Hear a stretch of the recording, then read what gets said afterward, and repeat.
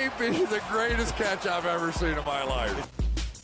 All right, let's continue this series. Let's continue to talk about some of these veteran running backs that are going to be drafted at the very top of 2021 fantasy drafts. Try to identify who we think is going to be more productive in 2021 and who you should be targeting in your fantasy drafts. But I need to give the disclaimer, like we did in yesterday's video, that I'm sorry guys, this is not a Dynasty video. Now this is going to be very informative for anybody playing Dynasty, and that we understand that you really need to know what the current projections are for those players in 2021 for your contending rosters. And also, if you're a middling team, you would rather have the more productive player. You would rather have the guy that you think is going to hold his value over the long term. And how players hold their value over the long term is they produce on a year-to-year basis. So of course, we're going to continue to make a Dynasty Fantasy Football video every day on our other channel. But no, this one is going to be 2021 production only, not looking beyond that. And yeah, before we get into the video, go down there, drop a like, leave a comment, subscribe to the channel. It helps us out a ton. We just passed 23,000 subscribers, which is massive. And I say this all the time. We passed 23,000 subscribers, not because of anything I do. It's 100% because of the support that y'all show this channel, the likes y'all leave, the comments y'all leave. I mean, y'all drop more likes on these videos than pretty much anybody else on fantasy YouTube. So thank you. Let's get into it. And let's bring up Aaron Jones. And now with Aaron Jones, y'all know I said we were avoiding him last year, whether it was Dynasty, whether it was redraft. I really didn't want that much to do with Aaron Jones. And I'll say that it didn't hurt us that bad just because with Aaron Jones, he wasn't a league winner, but we didn't necessarily look that smart in saying that. In our thesis, why we were avoiding Aaron Jones is we were looking at the situation of him being under the last year of his rookie contract, with them drafting A.J. Dillon in the second round, and with the volume that Jamal Williams has received over the past few years. And we are going, hey, maybe this is going to be a committee backfield like we have always seen. But with Aaron Jones, what makes him so productive for fantasy is he fits the exact mold that you see with an Alvin Kamara, with a DeAndre Swift. And this is what we talk a lot about. I mean, this is the running back that is not going to see every touch in his backfield like a Derrick Henry or an Ezekiel Elliott. But what he is going to see is every valuable touch in his backfield. And this is how Aaron Jones has been such a great fantasy asset over the past few years. And that, yeah, he's not really getting every carry between the 20s, but in reality, the carries between the 20s really don't translate that well over to fantasy production, because just say you lose 8 of those carries and you're looking at those carries averaging 4 yards, and you know you're not really going to have that high of a touchdown rate on those carries if you're running between the 20s. I mean, what are you losing 3 points per game? Whereas if you're getting every single touch at the goal line, you're getting every single target out of the backfield, those are the valuable touches. And that is how you can have access to that elite fantasy upside, because you're not trying to identify the running back that is going to see the most touches overall. You're going to try to identify the running back that's going to see the highest leverage touches. That way you can make sure you're translating that over to fantasy points. But yeah, I mean, if you're looking at Aaron Jones for 2021, he's 26 years old. He's currently going at the end of the first, sometimes the beginning of the second. And obviously the elephant in the room here with why Aaron Jones is down at the end of the first round is we simply don't know what's going on with Aaron Rodgers right now. Clearly, he doesn't want to play in Green Bay, whether or not that's him wanting to live on the West Coast, whether or not that's the Jordan Love situation and the team unwilling to commit to him in the long term. We can't say that for sure right now, but if you're looking at Aaron Jones, I think we can all safely assume that if Aaron Rodgers gets traded tomorrow, then you're going to see this ADP for Aaron Jones go down. And I know that a lot of people are going to be in here arguing that Aaron Rodgers leaving the offense isn't going to hurt Aaron Jones, and that Aaron Jones will most likely see more dump-off passes from a backup quarterback who's unwilling to take those shots downfield. And while, yeah, I mean, maybe that's the correct thesis to have in terms of the target volume that he's going to have on his targets per route run, I think what's a lot more important is to be trying to project the overall efficiency of the offense, trying to determine how many drives they're going to have that get to the red zone, because we know the more first downs you pick up, the more touches are going to be available, and the more trips you have to the red zone, the more touchdown opportunities a running back will see. So please do not think that Aaron Rodgers leaving is not going to affect Aaron Jones. It will definitely hurt Aaron Jones. I guarantee you that. Now, a big talking point with Aaron Jones this offseason is he signs a very large contract. And I know we talk about this all the time, that NFL contracts for the most part are pretty much fake. I mean, you look at how the majority of them are structured. They'll say 4 or 5 years deals that are worth $90 million. And then you really dive into it and you go, hey, this is a 1 to 2 year deal with the guaranteed money. After that, this team is most likely not going to be willing to pay that veteran beyond that. But no, Aaron Jones gets $26 million guaranteed. So that is definitely a nice contract for a running back who didn't necessarily have the draft pedigree coming into the NFL. We know that he was a former day 3 pick coming out of UTEP. But regardless, I mean, he has been highly productive over the past few years. I mean, if we go to 2020, he finished as the running back 5 in points per game. Now, I will say that a lot of this was front-loaded with production. I mean, if you look at how the split was, after his injury, Aaron Jones really wasn't the same running back. I mean, he finished running back 5 in the season, but he was so productive early on. And after that injury, you actually see Aaron Jones as the running back 15 in points per game. That's not something I've heard really anybody else talking about, and that we can naturally assume going into 2021 that Aaron Jones is going to be a fully healthy player, and maybe he gets back that juice that he had at the very beginning of the 2020 season. Now, if you're looking at a season-long numbers, you're going to find that, yeah, I mean, the carries aren't through the roof. It's not like Aaron Jones is an Ezekiel Elliott, a Dalvin Cook, a Derrick Henry. Like we've been saying, what matters is the valuable touches.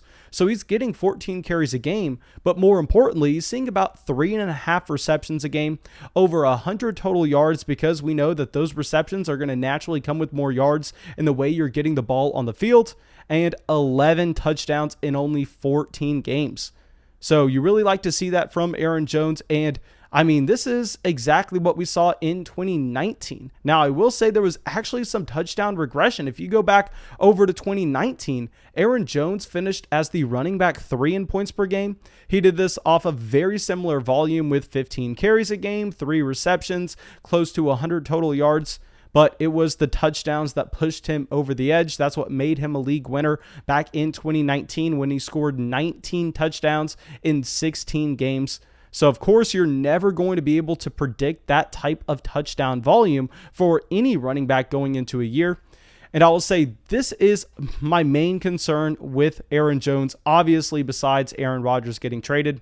It's the A.J. Dillon investment last offseason. Now, they take A.J. Dillon at the end of the second round, just a few picks after J.K. Dobbins, in the same round of Cam Akers, DeAndre Swift, Jonathan Taylor. Now, this is no investment to just completely overlook. I know that they also spent a first on Jordan Love, so a lot of people are just going to be laughing at the overall team strategy from the Packers in that 2019 draft, which is fair. But what I want to point out is A.J. Dillon is going to be getting a different role in the offense than what you had Jamal Williams with in 2020. Now, you go through with Jamal Williams, like we said, yes, he was getting touches. He was getting those carries between the 20s. I mean, 8.5 carries a game in 2020. Keep in mind, some of these weeks you had no Aaron Jones, 2.2 receptions, 53 total yards a game. But here is the difference. And here is why Jamal Williams has never been a great fantasy asset, despite getting touches in a highly efficient offense, is that he simply had no role once they got in the red zone. Now, you can go through his entire NFL career. You can see in 2019, he had a little bit of an outlier season with his receiving touchdowns. But besides that, I mean, this is a player that's had no red zone usage. In 14 games, he only had 3 total touchdowns. I want to remind y'all that Aaron Jones missed some action in 2020. So Jamal Williams, he was playing a role in the offense where he was really no threat to the valuable touches. He wasn't a threat to the receiving usage. He wasn't a threat to the touchdown volume for Aaron Jones. But what I am worried about is I'm worried about A.J. Dillon coming in, and they are definitely going to be sharing a backfield. Please do not try to tell me that Aaron Jones is going to turn into an Ezekiel Elliott now that Jamal Williams is in Detroit. No, A.J. Dillon is going to come in. He should probably see about the same amount of volume that you had Jamal Williams with, which if he plays a 1-for-1 role, then you should be expecting Aaron Jones to still be a mid-running back 1 with the upside to jump up into that elite range if the efficiency of the offense is at a sky-high level and they have those trips to the red zone. But what I'm worried about is I'm looking at A.J. Dillon as a monstrous human. I mean, he is a Derrick Henry-sized running back. And I'm going, hey, maybe A.J. Dillon comes in and he gets usage at the goal line. Now, if that happens, that is going to significantly cut into what you should expect for Aaron Jones. If they get within the 5 and they go, you know what? Let's get the big-bodied running back in here. We took him in the second round for a reason. Let's give him a role on this offense. And if they give him that goal line usage, I mean, if that cuts into just say 4 to 6 goal line rushes from Aaron Jones in a season, that's not only going to drastically lower his week-to-week floor, but it's going to lower his overall ceiling that you should expect on the season. So A.J. Dillon is definitely an upgrade over Jamal Williams. And what I'm worried about is not the carries between the 20s, because A.J. Dillon is going to be getting those regardless. What you have to worry about if you're going to be drafting Aaron Jones, obviously besides the fact that Aaron Rodgers could be elsewhere, is the fact that maybe A.J. Dillon gets the goal line touches in Green Bay. But please, if we have any Packers fans that follow the team closely, if y'all have been hearing anything from beat writers, let me know what y'all are hearing about the A.J. Dillon usage. Let me know who's going to be there in the red zone, because Aaron Jones has been fantastic in that role over the past few years. But if you're just looking at the frame of the running backs, I mean, A.J. Dillon looks like a natural fit there. Now, let's get over to another running back that we were looking to avoid. Let's bring up Nick Chubb. And here with Nick Chubb, I know we came out and we went, hey, yes, he can easily be one of the most talented running backs in the entire NFL. Now, if you want to come on here, if you want to go down to the comment section and make an argument for Nick Chubb to be the best pure running back in the entire NFL, ahead of Derrick Henry, ahead of Dalvin Cook, ahead of Saquon Barkley, ahead of Christian McCaffrey, I'm not going to argue with you. I may not necessarily agree with you, but I think Nick Chubb does have an argument to be made to be the best pure running back in the entire NFL. Now, the number one problem I have with Nick Chubb, and I've had with Nick Chubb for years now, is the fact that there is just a complete separation from his on-the-field talent to his pure fantasy value. And now what I mean by this is the fact that while, yes, you can be more talented than Derrick Henry, if your usage on the field isn't close to what Derrick Henry has, then in fantasy, your value shouldn't be either, especially at the running back position. Now, if we were talking wide receivers and you're going, hey, Mason, this wide receiver, just say a wide receiver talent like A.J. Brown, he's going to have Julio Jones coming in. Then you go, okay, that definitely dings A.J. Brown down a little bit, but he's still going to be on the field every snap. He is still one of the most talented wide receivers in the NFL. His fantasy value isn't going to be hurt that much. But no, once you bring a Kareem Hunt into the situation for the Cleveland Browns, then you have to be looking at Nick Chubb in a completely different light. Because if you go through the usage that you've had for Nick Chubb while Kareem Hunt has been in Cleveland, it is not necessarily ideal. Now, Nick Chubb did finish as the running back 7 in points per game in 2020. But if you look at the points per game number, actually, I mean, he's right there where the running back 7, 8, 9, 10, 11, 12, they're all pretty much the same. I mean, Nick Chubb kind of finished as a mid to low end running back 1, which is where we said that he was going to finish. But my argument to not draft Nick Chubb in the first round last year was we didn't see the upside for him to be a top 3 finisher at the running back position. We didn't see the Christian McCaffrey upside. We didn't see the Dalvin Cook upside. We didn't see the Saquon Barkley upside. And I know he was not being drafted ahead of those running backs, but he was a pick that you were taking at the 108. And if you're drafting a player at the end of the first in a fantasy league, at that point, you got to go, this player better have the upside to turn into Christian McCaffrey. Because at this range, if you're talking about a league-winning player, that is the upside that you need to possess. Now, with Nick Chubb, another thing that I have not heard anybody mention at all is the fact that one of the most talented running backs in the entire NFL is now going into a year where he does not have a contract guaranteed in 2022. Now, what you historically find with a running back like this, just think about last offseason. Once we got to training camp, you heard, oh, Alvin Kamara holding out. Oh, Dalvin Cook holding out. Oh, Joe Mixon holding out. I mean, those reports do come up until a veteran gets their extension, and that's why I am not going to be drafting Nick Chubb at the end of the first round now. Because say you're playing in best ball leagues, say you're playing in a multitude of redraft leagues, the price point on Nick Chubb is higher now than it is going to be in 3 months. Because once you get those holdout discussions coming in, I promise you, I mean, we see this every offseason. That's when you're going to see Nick Chubb fall to the mid-second. That's when you're going to see Nick Chubb fall to the late second if you get just some buzz around Cleveland going, hey, yeah, Nick Chubb, he doesn't want to play unless he has a contract. And of course, they're going to give him that extension. We can expect that. And that's why we'll probably be drafting him when we see the drop in value.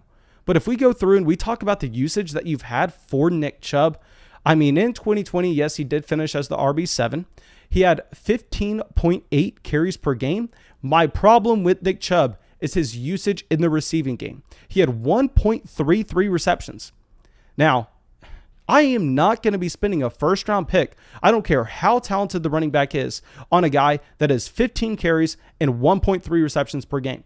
Now, he was incredibly efficient with these touches because Cleveland has an elite offensive line. He was able to go and average 101 yards per game, and he had a very nice touchdown rate, a touchdown rate that honestly, given his usage in the receiving game, isn't sustainable. He had 12 touchdowns in only 12 games in Cleveland. So we're looking at this, we're going, you know what? What we want to do in fantasy every year is we want to fade efficiency. We want to chase the volume. Nick Chubb here, thriving off that efficiency.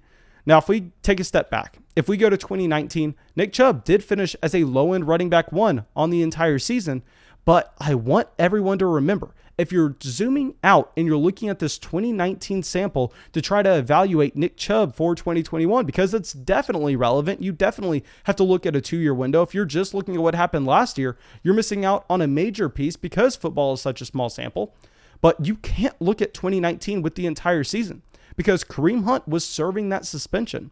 So what you need to do instead is you need to look at the games where Kareem Hunt was active alongside Nick Chubb, because we know that's going to be the case in 2021. You're going to have both running backs on the field. They both should have a role. And here, once Kareem Hunt came back to the offense, Nick Chubb actually was the RB19 in points per game. Now, no, he is not going to be valued at the RB19 in fantasy drafts, nor should he be valued at the RB19. He's a much better running back than that. And even if he isn't getting every touch in the backfield, we understand that given his talent and the offensive line, you should expect a little bit higher than the league average for his efficiency marks.